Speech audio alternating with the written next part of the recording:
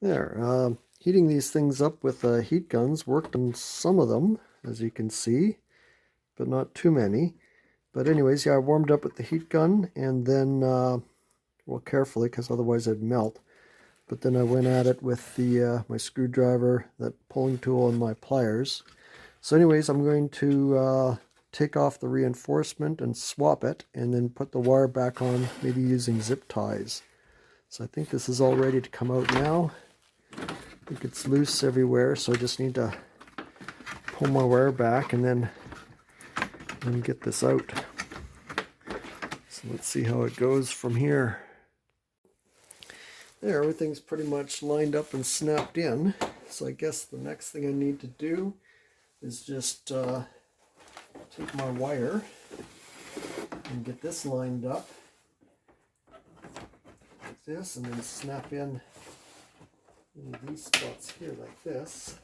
And then any spots I can't get, I'll just use the zip ties on, and then it should be ready to be put back onto the car.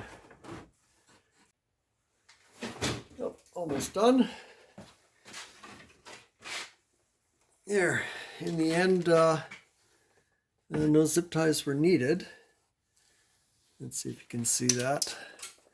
So now I'm just going to take this and line it up here. I'll probably start with getting these clips right here put in, like that, on both sides. And then I can, actually it looks like this is already lined up. So I'm just going to tighten those screws and then work here on the other side, snap this end in, and then start putting in my clips and screws. There, that looks pretty good. It's not exactly a color match, but I think I might wait until spring and then maybe repaint it. It's a little bit cold to do it now. I should have done this when it was off the car instead of on the car. But anyways, the installation is pretty much the opposite of taking it off. You just push these pins back in, reconnect this, and then go from there. So what I'm going to do next is put my headlights back in. I don't know if I need to show you that. And then after that, we will be taking off the inner fender here and replacing that, because that is pretty chewed up. There, here's what your inner fender should look like.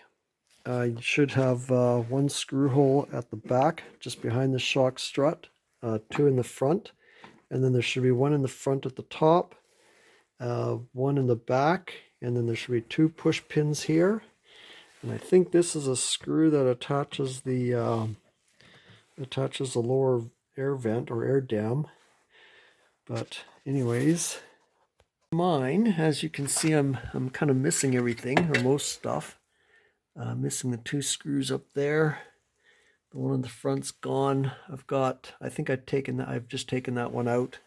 So I still have that one, and then I've got two push pins.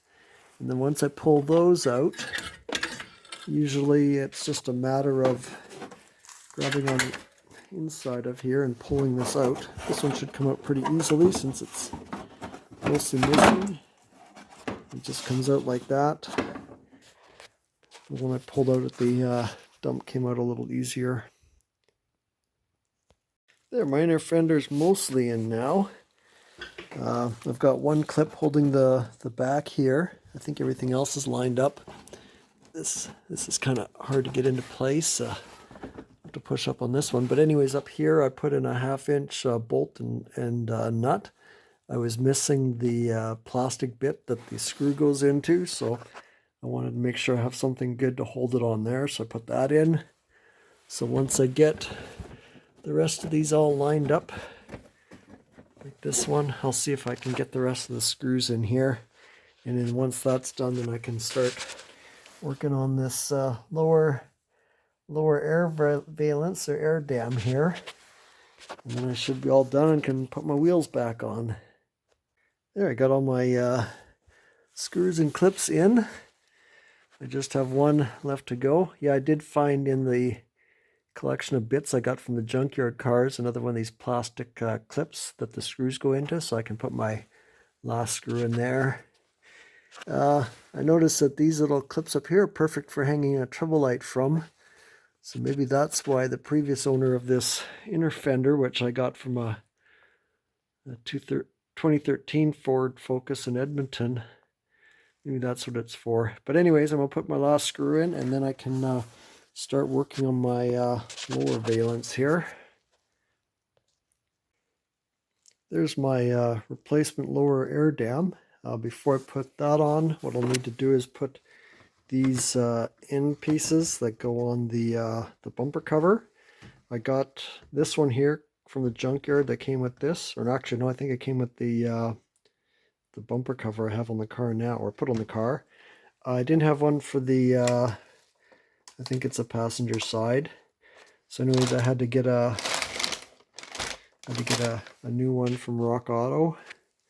I think they're about 35 bucks. Not too bad, but I think I should have scoured the junkyard.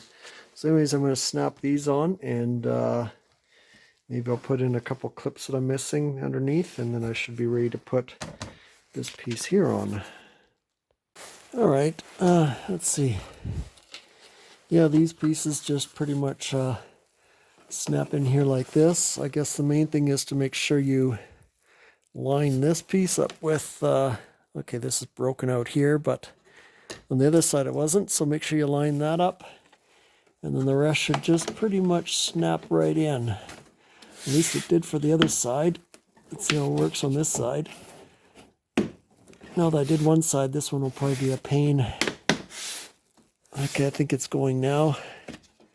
There we go, just like that. It should be on. I'll finish snapping it in, and then I need to put a couple of these things here, just where they're missing on the underneath. Actually, I think they're all there. I might be missing one right here, I think. I think that's it. And then I should be ready to put my lower valence on, and it'll be all finished. Oh, got snap rings falling here. Our little lock washer.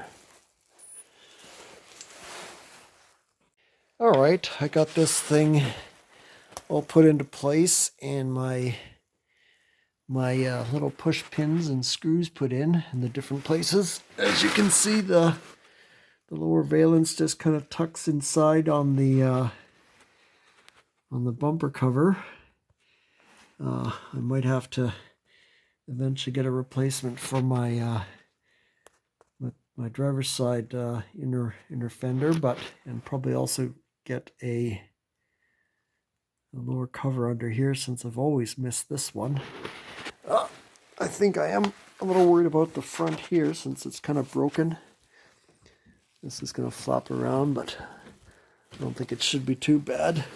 I guess the other thing I could do is just cut the bottom off on my old one and see if I can splice that in, but I might worry about that later, maybe during the summer if I go and repaint this thing.